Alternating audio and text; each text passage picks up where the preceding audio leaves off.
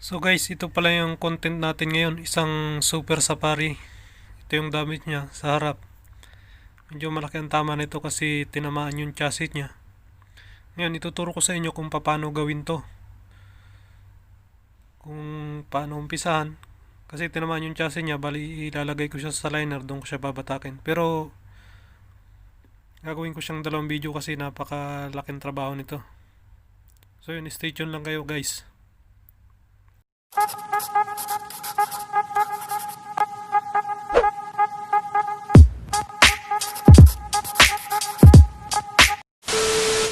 So guys, ngayon ang first step na gagawin natin ay babaklasin natin yung bumper, tapos yung mga ilaw kahit sira na, tapos yung radiator fan sa labas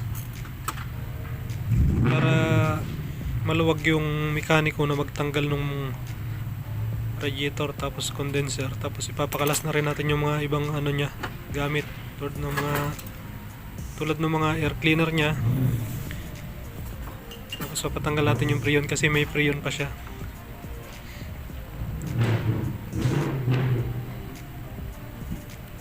Makita nyo, tinamaan yung chassis nya.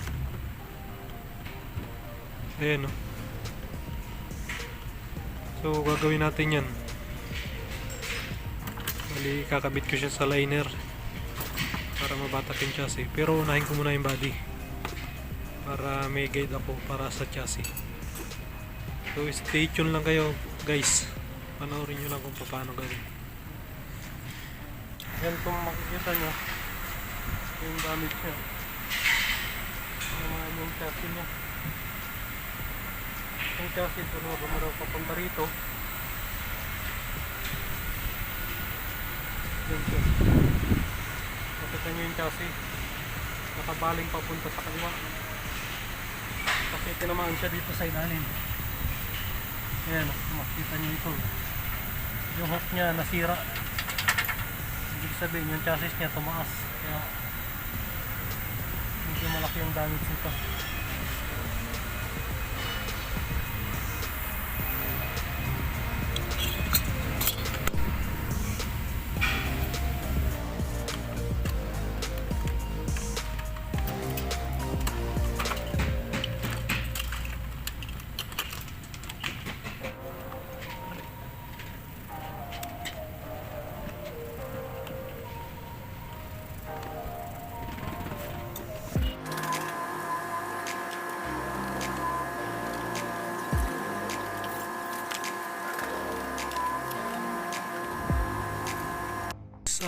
Tips ko sa inyo, kapag ka nagbabaklas kayo ng isang katulad yan, bangga, dapat tandaan nyo kung saan yung mga kinalas yung mga tornilyo, kasi minsan tatanong yung mekaniko kung para saan ba to. Yan, para mabilis yung trabaho dapat alam nyo rin kung saan nyo kinalas, kaya dapat lagi nyo tatandaan.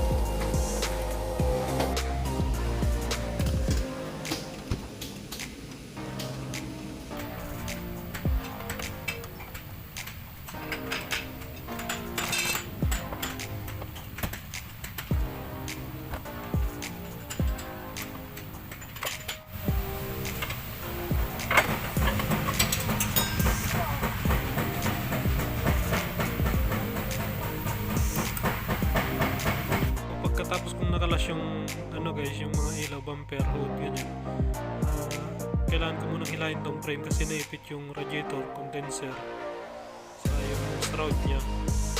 So kailangan ko muna siyang hilahin para magkaroon ng space, matanggal yung mga yun.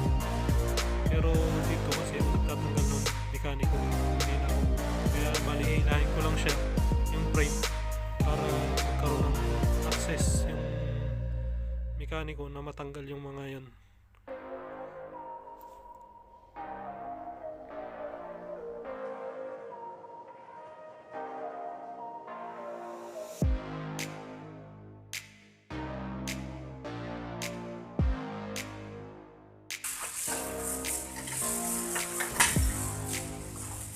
Ito pala guys, ang tawag pala dito sa ginagamit ko na to dito doser ang tawag, pero sa atin body liner din ang tawag dyan. So yan muna ang ginagamit ko para yung mga maliliit na tama, yan lang ang ginagamit ko. Pero pagka malakihan yung trabaho, yung claro liner.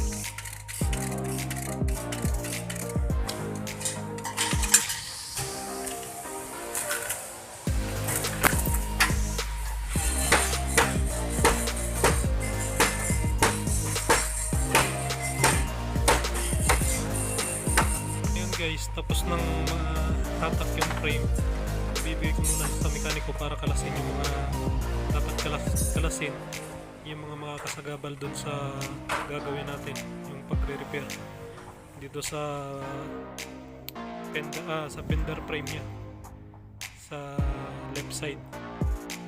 Ayan, kailangan muna niyang kalasin lahat yan, tapos saka ulit ako magagawa, saka ulit babatakin yung mga yan. Tatanggalin ko yung front frame kasi papalitan na yan ng bago. I-repair natin dito guys ay yung left side panel, yung pinagkakabitan ng fender, kasi yun ang tinamaan, hindi kasama sa estimate na papalitan yun. Bali i-repair lang yun. Bali yung nakasulat lang sa job card yung front panel palit.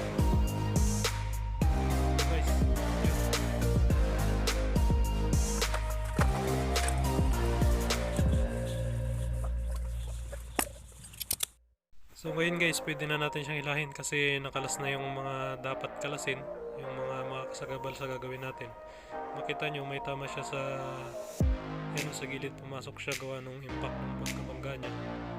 Bali tatanggalin ko yung double niyan para mapitpit ko ng maayos. Tapos isiset ko muna siya lahat, yung front frame, tapos yung yung pinagkakabitan ng fender. So ngayon, gagawin muna natin yung body niya.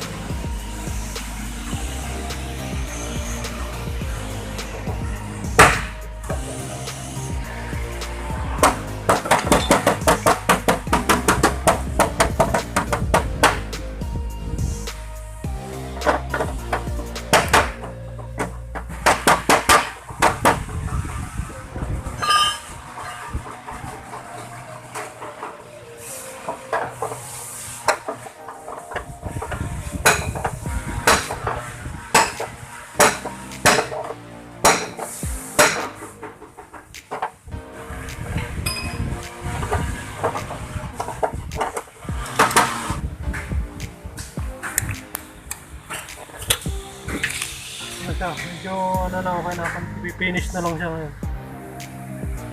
Na yung mga pumasok na dahil sa pagkabangga niya.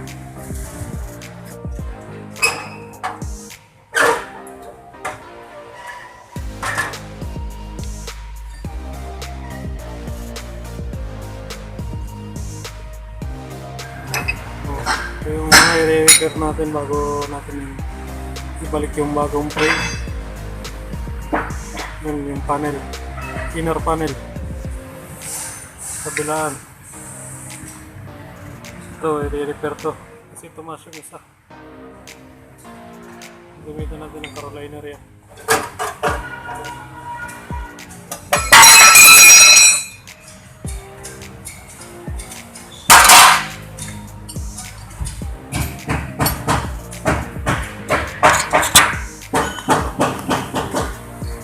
Tinanggal ko na yung may tama para buking ko sa labas. Tapos natin na rin tong sa loob na to. Kasi malaki yung tama niya. Para maayos. Bago na yung double.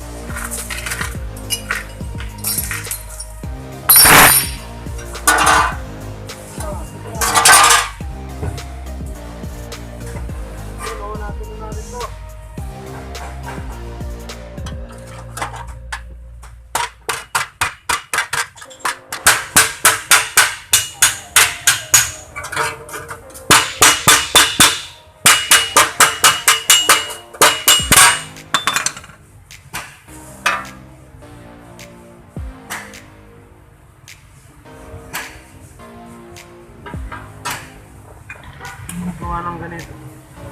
Kailangan lang ng pukpok. Kailangan tignan mo rin yung ano niya. Ito, katulad nito.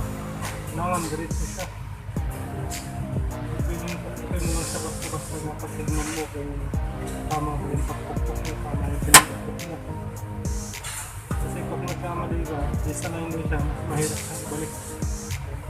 Hindi siya magmamatch sa panel na kaparabihan mo. So dapat ma-forma mo siya ng katulad mo original.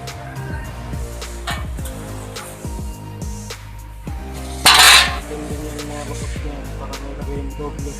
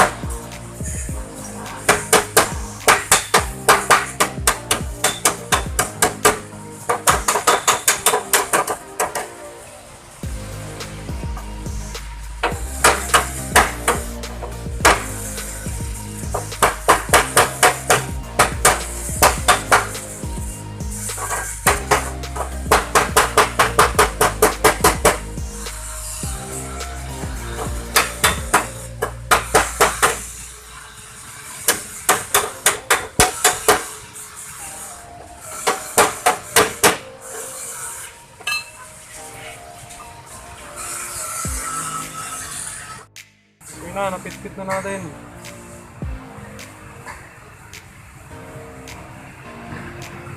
Finish siya.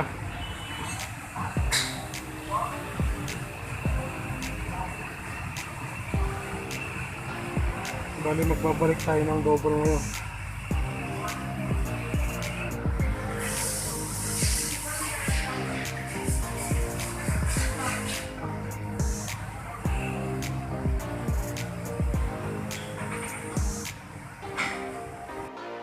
Guys, kailangan iset muna lahat yung hood, fender, ilaw, bumper.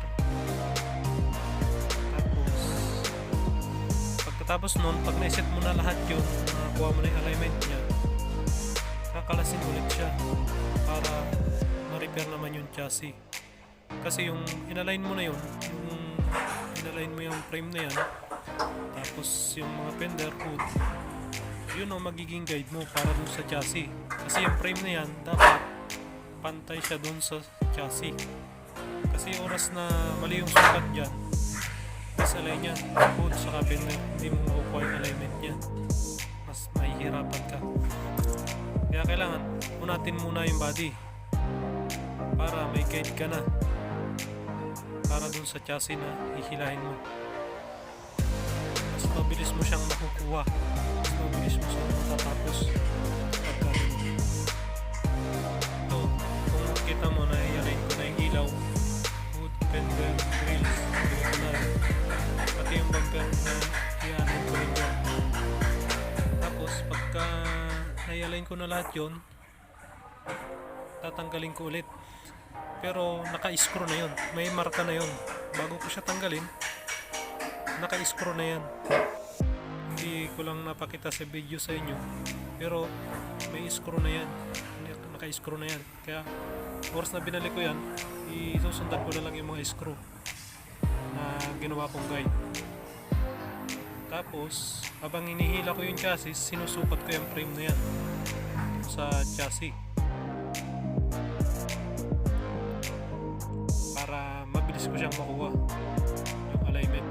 Ganun yung diskarte ko para sa mga ganyan nasa inyo na yun kung ano yung pero para sa akin kasi mas mabilis yun, saka tamang procedure, mahirapan. So hanggang dito na lang guys, abangan nyo yung susunod na upload ko para dun sa part 2 nya, yung pag-repair ng chassis na yung pag-finish ko dyan. So salamat sa panonood, huwag kalimutang like and subscribe, no? Thank you.